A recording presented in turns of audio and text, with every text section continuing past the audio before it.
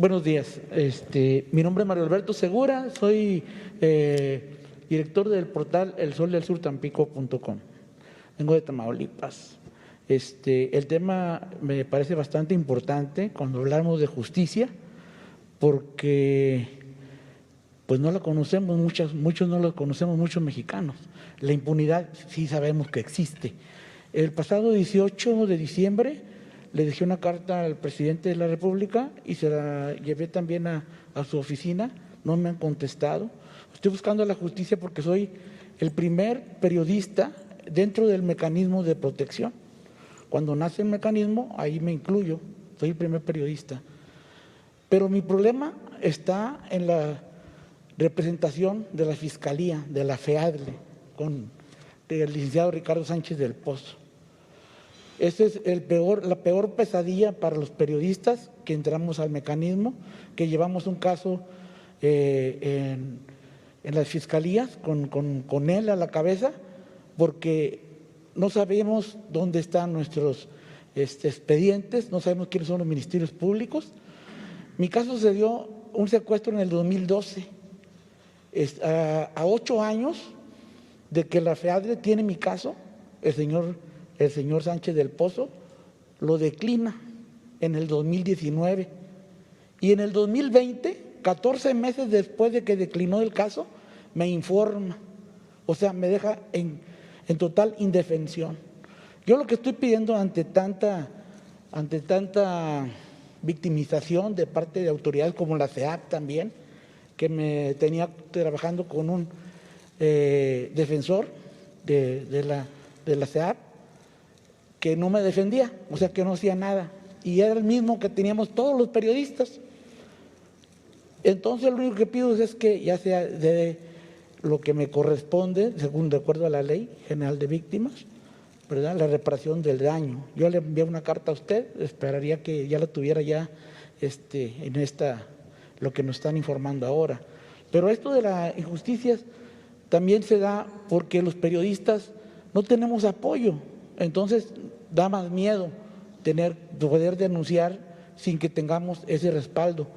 Sí nos lo ha dicho el presidente, pero yo les traje el caso hace casi 2 años de Ejido Buenavista, en Tamaulipas, en el municipio de Hidalgo, en donde un grupo criminal, que yo no lo digo que sea un grupo criminal, un grupo que lucha también, ellos así nacieron, como un grupo armado, pero que lo representa una diputada, Noemí Estrella Leal, en el Congreso de Tamaulipas, y que ella ha sido quien ha usado a ese grupo para atacar a un periodista, a un defensor de derechos humanos, que su único error fue entrar a ese municipio para llevar ayuda alimentaria y medicamentos a un grupo que ellos dicen lo tienen encapsulado, pero que todos los días los balacean.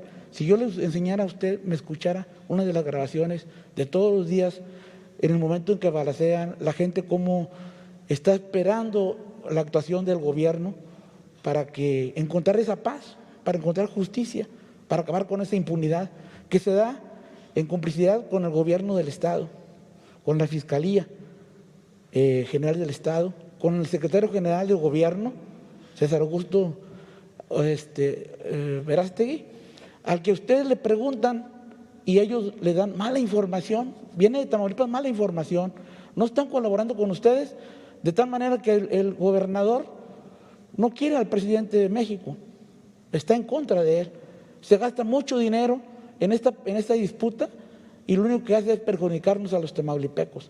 Nosotros venimos y denunciamos, nos ponemos en peligro. ¿Y qué pasa? No solamente es mi caso, una diputada acaba de atacar a un compañero periodista, ¿verdad?, que también lo está denunciando. Tenemos el caso de la masacre. ¿Qué periodistas de Tamaulipas hablan del tema? No se habla ya, sale a nivel internacional, nacional, pero en Tamaulipas no tenemos esa confianza, porque yo vengo aquí y ¿qué pasa? No pasa nada.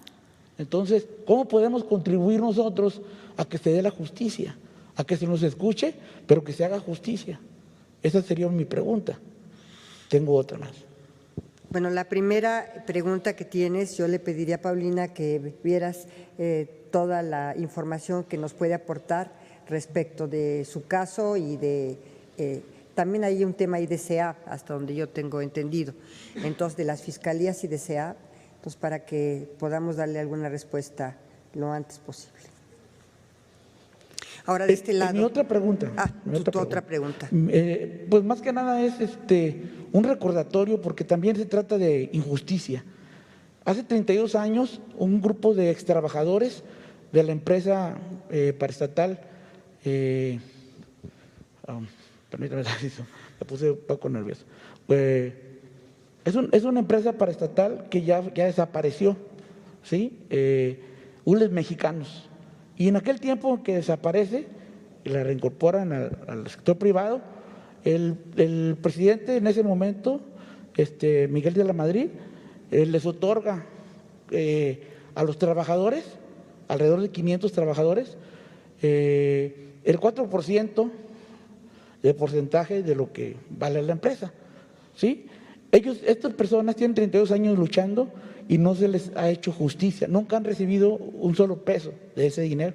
Siguen confiando. El año pasado presentaron un escrito al señor presidente, lo han estado, pero no les han dado respuesta y están esperando, ¿verdad? Porque han muerto muchos de los trabajadores, las esposas han perdido sus casas, hay mucha situación, la que ellos han puesto en manos del presidente, o sea, confían en tener una respuesta, a ver si se le da seguimiento, ¿sí? ¿Hace cuánto que sucedió este hecho? Hace 32 años, pero ¿Cuántos? no han dejado de pelear. ¿Cuántos? ¿No? ¿32? Ajá. 32 años.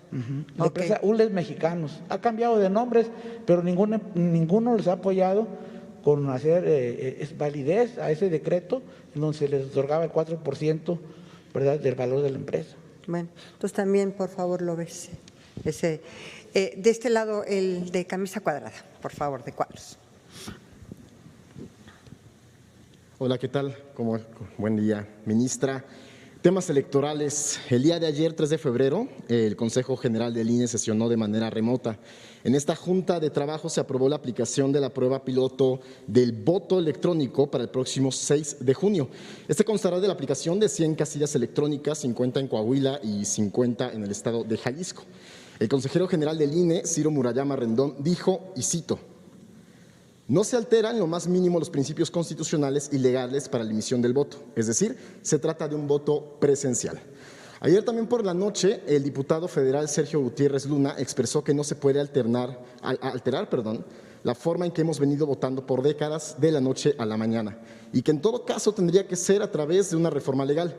Entiendo que desde el año pasado hubo instalación de estos dispositivos en Coahuila y en Hidalgo. Sin embargo, ¿qué posibilidad existe de hacer electrónicas las elecciones a futuro?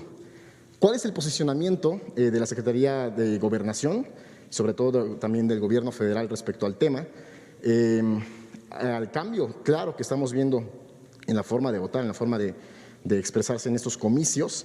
¿Y cuáles han sido los beneficios en la praxis a la hora de votar al momento del conteo de votos usando esta nueva metodología?